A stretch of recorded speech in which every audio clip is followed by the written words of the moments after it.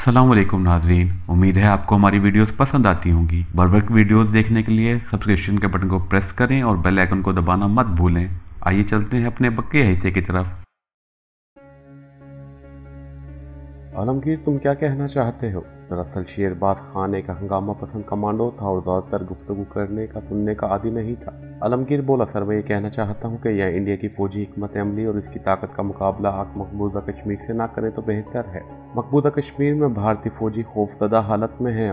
वो हर रोज़ कश्मीरी हुर्रियत पसंदों के हाथों मर रहे हैं, लेकिन यहाँ इंडियन फौज अपनी पूरी नफी और ताकत के साथ मौजूद है। यहाँ कोई भी कमांडो एक्शन करते वक्त आपको एक नहीं 100 मरतबा सोचना पड़ेगा। शेरबाज खान ने फैसला करने के अंदाज में कहा, आलमगीर भाई आप इन बातों को भूल जाएं। मकबूजा कश्मीर में इंडिया अपनी पूरी फौजी ताकत के साथ कश्मीरियों को कुचलने की कोशिश कर रहा है, जिसमें इसे बुरी तरह नाकामी का मुंह देखना पड़ रहा है। हम कमांडोज हैं, हमारा काम है दुश्मन के मोर्चों में घुसकर इसके असले के जखीरों, गोला बारूद, जंगी साजो सामान को भग से उड़ाना है। जब हम दुश्मन के मोर्चों में घुस जाते हैं तो ये कभी नहीं सोचते कि दुश्मन कमज़ोर है या ताकतवर है।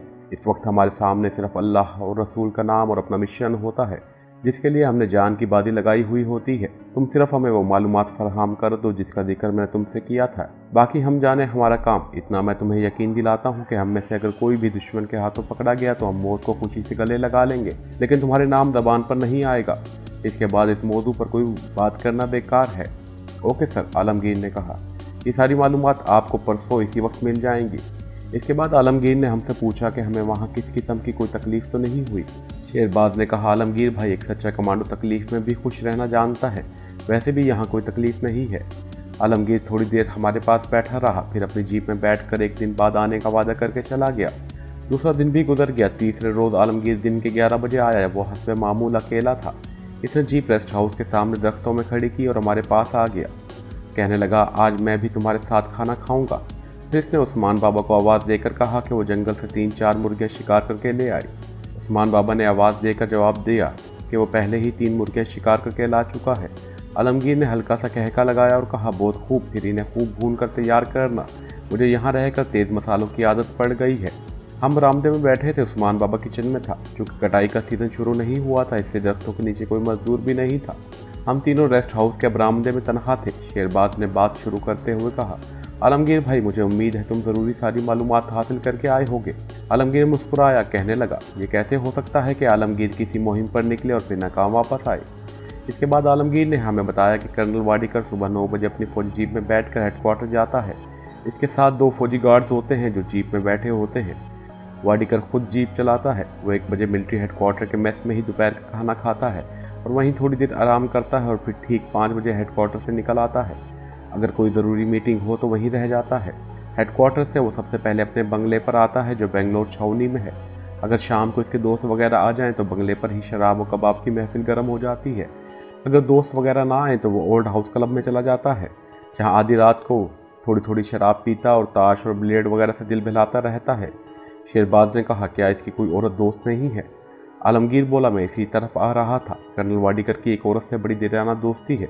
ये औरत क्रिश्चियन है और बेवा है, अपनी बूढ़ी माँ के पास रहती है। इसकी कोई औलाद नहीं।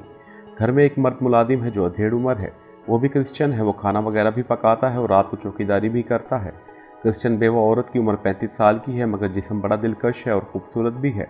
इसके खामिद ने 2 एक मकान छोड़े थे इसके नाम, जिसके माहाना किराए पर इनका गुजारा होता है। कर्नल वाडीकर ने भी इसका महीना लगा रखा है। इसके अलावा कर्नल वाडीकर की शहर में और कोई सोशल लाइफ नहीं है। वो और कहीं नहीं जाता। शेरबाज ने आलमगीर से पूछा, इस क्रिश्चियन औरत का नाम क्या है और कर्नल वाडीकर इसके यहाँ किस रोज़ और किस वक्त जाता है? आलमगीर ने कहा, हफ्ते की रात को तो वो इस क्रिश्चियन औरत के यहाँ ज़रूर जाता है और कभी कभी रात भी वहीं गुजारता है। इसके अलावा किस शाम को चला जाए तो कुछ कहा नहीं जा सकता। इस औरत का नाम मैडम सोजी है। शेरबाज बोला, आलमगीर भाई क्या तुम्हारा आदमी हमें मैडम सोजी का घर दिखा सकता है? क्यों नहीं, मैं वापस जाकर से तुम्हारे पास भेज दूंगा। वो तुम्हें साथ ले जाकर मकान दिखा देगा। ये आदमी भरोसे का है। बिल्कुल मेरा खास आदमी है, आलमगीर बोला, और कश्मीर का ही रहने वाला है। मेरे साथ ही बेंगलोर आया था। वैसे तुम एहतियातन इससे सामने ज़्यादा बात न करना। आलमगीर चला गया। तीसरे पहरे खुले रंग वाला 30-32 साल का दराजकद कश्मीरी आया। यह आलमगीर का कश्मीरी मुलाजिम था और आलमगीर का खास भरोसे का आदमी था। इसने आकर हमें सलाम किया और कहने लगा, सर मुझे आलमगीर साहब ने भेजा है कि आपको मैडम का घर दिखा लाऊं। शेरबाज ने कहा, तुम्हारा नाम क्या है? अब्दुल्ला। मैं ये बताता चलूँ कि अब्दुल्ला भी मैं फर्जी नाम बता रहा हूँ। शेरबाज ने कहा, ठीक है अब्दुल्ला, तुम बरामदे में थोड़ी देर बैठे हो, हम अभी चलते हैं। तुम कैसे आए हो? अब्दुल्ला बोला, सर मैं बस में बैठ कर आया हूँ, बस सीधी आती है। यहाँ से भी हम एक ही बस में जाएंगे। जहाँ मैडम सोजी का मकान है इसके बिल्कुल सामने बस स्टॉप है। शेरबाज ने कहा, ठीक है, हम तैयार होकर आते हैं। हम ड्राइंग रूम में आकर तैयार होने लगे। मैंने शेरबाज से कहा, यह आदमी ठीक है ना? शेरबाज बोला, मैं कुछ नहीं कह सकता। आलमगीर बिल्कुल ठीक आदमी है और ये इसका खास बंदा है, जाहिर है ये भी ठीक होगा।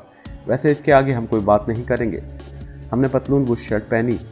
अब्दुल्ला के साथ रेस्ट हाउस से हम चल पड़े। इस रोज़ बेंगलोर का मौसम अजीबोगरीब था। आसमान पर कभी बादल आ जाते और कभी धूप निकल आती थी। हफ्स इसलिए नहीं था कि हवा चल रही थी। बेंगलोर शहर के बाजार कुशादा और बारौनक थे। फुटपाथों पर दरख्त थे, इनमें कहीं कहीं संदल के दरख्त भी थे। ऐसे बाजारों में संदल की खुशबू फैली रहती है। ऊंची ऊंची मॉडर्न बिल्डिंगें थी, खूबसूरत सिनेमा घर थे। वो सब कुछ ही था जो किसी बड़े और मॉडर्न शहर में होता है। जंगल के रेस्ट हाउस से निकलकर हम एक छोटी सी सड़क पर हो गए, जिसने हमें एक चौराहे पर पहुंचा दिया। यहाँ से हमें शहर जाने वाली बस मिल गई। शहर के बस स्टॉप पर उतर कर अब्दुल्ला हमें दूसरे बस स्टॉप पर ले गया। कहने लगा, मैडम सोजी के घर की तरफ यहाँ से बस जाती है। बेंगलोर की बसें मुंबई की बसों की तरह थी। 2 मंजिला बसें भी अभी तक चल रही थी। एक बस आई। अब्दुल्ला ने इसका नंबर देखा और कहा, यही बस है। हम बस में सवार हो गए। मैंने अब्दुल्ला से खास तौर पर कहा, हमें मैडम सोजी के घर से एक स्टॉप पीछे उतरना है, याद रखना। अब्दुल्ला ने कहा, ठीक है सर। बस बेंगलोर शहर के मुख्तलिफ बाज़ारों में से होती हुई एक बड़े खूबसूरत नुमा जदीद किस्म के बाग के करीब से गुजरी, जिसके अंदर पार्क भी था और एक झील भी थी। झील में कश्ती और मोटर बोट्स चल रही थी। बस ज़्यादा आबाद इलाके से बाहर आकर एक सड़क पर मुड़ गई, जिसके दोनों जानिब ऊंचे ऊंचे दरख्त थे। इन दरख्तों में नारियल के दरख्त भी थे। अब्दुल्ला ने आहिस्ता से मेरी तरफ झुककर कहा, सर हम तीसरे बस स्टॉप पर उतरेंगे। 2 स्टॉप छोड़कर हम तीसरे बस स्टॉप पर उतर गए। सड़क पर ट्रैफिक ना होने के बराबर थी। हम तीनों फुटपाथ पर सामने की जानिब चले जा रहे थे। दोनों जानिब पुरानी किस्म के क्वार्टर्स थे, जिनके बरामदों के छज्जों पर बोगन की बेलें चढ़ी हुई थी। छोटे छोटे सहन थे जिनमें नारियल और नीम के दरख्त उगे हुए थे। अब्दुल्ला चलते चलते एक जगह रुक गया। इसने जेब से सिगरेट निकाला और उसे सुलगाते हुए कहने लगा, मेरी दाईं जानिब दूसरा क्वार्टर मैडम सोदी का है। मैंने उस शेरबाज ने 3-4 कदम आगे जो क्वार्टर था इसको गौर से देखा। क्वार्टर में दाखिल होने के लिए लकड़ी का एक 3 फुट ऊंचा पुराना गेट था जो बंद था। हम आगे बढ़े। मैंने क्वार्टर के सामने से गुजरते हुए इसका पूरा जायजा लिया। शेरबाज ने भी इसे नज़र भर कर देखा और हम आगे निकल गए। अगले बस स्टॉप पर जाकर हम बेंच पर बैठ गए। अब्दुल्ला ने कहा, सर अगर आप कहें तो मैं एक बार फिर आपको दिखा देता हूँ। शेरबाज ने कहा, नहीं अब्दुल्ला, दूसरी बार देखने की ज़रूरत नहीं है। हमने जो कुछ देखना था देख लिया है। मेरा ख्याल है अब हमें वापस चलना चाहिए। अब्दुल्ला ने पूछा, सर वापस रेस्ट हाउस जाएंगे या? शेरबाज ने कहा, रेस्ट हाउस नहीं, हम इस वक्त आलमगीर साहब के मकान पर जाएंगे। अब्दुल्ला बोला, ओके सर। अगले चौक में से एक बस आलमगीर साहब के मकान की तरफ जाती है। हम आलमगीर के पास पहुंच गए। अब्दुल्ला चला गया तो आलमगीर ने पूछा, मैडम का मकान देख लिया? शेरबाज ने कहा, हाँ देख लिया है। ये बताओ कि जिस सड़क पर मैडम का मकान है इसका नाम क्या है और इससे पीछे जो चौक है इसका नाम क्या है? आलमगीर ने हमें दोनों नाम बता दिए। तीसरा पहर हो गया था। आलमगीर हमारे लिए चाय बनवा कर ले आया। हम चाय पीने लगे। आलमगीर ने शेरबाज से कहा, तुमने क्या हिकमत अमली सोची है? शेरबाज ने कहा, अभी हतमी तौर पर किसी हिकमत अमली का फैसला नहीं किया, बस वो जगहें देख रहे हैं जहां हम कमांडो अटैक कर सकते हैं। कुछ देर हम खामोशी से चाय पीते रहे। बाद में मालूम हुआ कि कमांडर शेरबाज मैडम सोजी के यहाँ कर्नल वाडीकर को ठिकाने लगाने का प्रोग्राम तय कर चुका था, मगर इसने एक जिम्मेदार कमांडो की होशमंदी का सबूत देते हुए अपने दिल का राज और कमांडो ऑपरेशन की स्कीम आलमगीर से भी पोशीदा रखी थी। शेरबाज ने आलमगीर से कहा, आलमगीर भाई, इस मिशन के लिए हमें एक गाड़ी की ज़रूरत पड़ेगी। गाड़ी बेशक पुरानी हो मगर इसका इंजन बिल्कुल दुरुस्त हालत में हो और वक्त पर धोखा ना दे जाए। आलमगीर कहने लगा, ये काम ज़रा मुश्किल है, इसमें कुछ देर लग जाएगी, क्योंकि तुम्हें ऐसी गाड़ी मिलनी चाहिए जिसकी नंबर प्लेट बेंगलुरु शहर की ना हो। इसकी रजिस्ट्रेशन दूसरे शहर की होनी चाहिए। शेरबाज ने कहा, यह बड़ा लंबा काम है, इसको छोड़ दो, हम गाड़ी के बगैर ही काम चला लेंगे। तुम ऐसा करो कि हमें जो असला दरकार है वो हमें किसी तरह से पैदा कर दो। मुझे बताओ तुम्हें क्या चाहिए?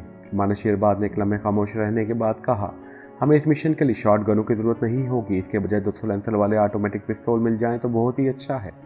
आलमगीर बोला, मिल जाएंगे, आखिर हम यहाँ किस लिए बैठे हैं? तुम लोग जो कहोगे मैं कहीं ना कहीं से पैदा कर दूंगा। बताओ और क्या क्या चाहिए?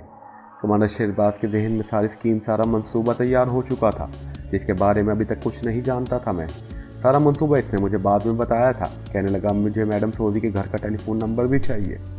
आलमगीर ने कहा, वो भी मिल जाएगा। और कुछ? कमांडर शेरबाज ने आलमगीर के पैकेट में से सिगरेट निकाल कर सुलगाया, उसे कश लगाकर धुआं बाहर छोड़ते हुए बोला, अब इन दोनों चीज़ों की ज़रूरत है, इसके बाद किसी दूसरी चीज़ की ज़रूरत पड़ी तो मैं तुम्हें ज़रूर बता दूंगा। आलमगीर बोला, भाई बिल्कुल ठीक है, ये दोनों चीज़ें तुम्हें कल शाम तक रेस्ट हाउस में पहुंच जाएंगी। मेरे भाई, मैंने पहली बार तुम्हें सिगरेट पीते देखा है। शेरबाज ने हंसकर कहा, कमांडो हर काम कर लेता है मगर किसी चीज़ का आदी नहीं होता। शाम को हमें आलमगीर का ड्राइवर जीप में जंगल वाले रेस्ट हाउस छोड़ गया। रात को हम खाना खाने के बाद बरामदे में बैठ गए। तब शेरबाज ने बताया कि वो मैडम सऊदी के फ्रंट पर कर्नल वाडीकर पर अटैक करना चाहता है। इसने कहा, यहाँ हमें ज़्यादा से ज़्यादा कर्नल वाडीकर के या 1-2 फौजी बॉडीगार्ड्स का मुकाबला करना होगा। हमें यहाँ ज़्यादा आसानी होगी। अगर कर्नल का मैडम सऊदी के साथ इश्क मुआशका ना चल रहा होता तो हमें कोई दूसरी स्कीम तैयार करनी पड़ती। मैंने शेरबाज से पूछा, क्या हमें मैडम सऊदी के घर पर कर्नल वाडीकर को निशाना बनाना चाहिए? शेरबाज कहने लगा, अभी पूरी स्कीम मेरे जहन में वादे नहीं है। कल इस पर दोनों गौर करेंगे। हमें एक बाकायदा प्लान तैयार करना होगा। पहले मैडम सऊदी के घर के माहौल का जायज़ा लेना होगा। इसके बाद ये मालूम करना होगा कि कर्नल वाडीकर जब मैडम के मकान पर आता है तो इसके साथ कोई बॉडीगार्ड होता है या नहीं। ये सारी मालूमात हमें पहले ही फराम करनी पड़ेंगी और ये हम खुद ही फराम करेंगे।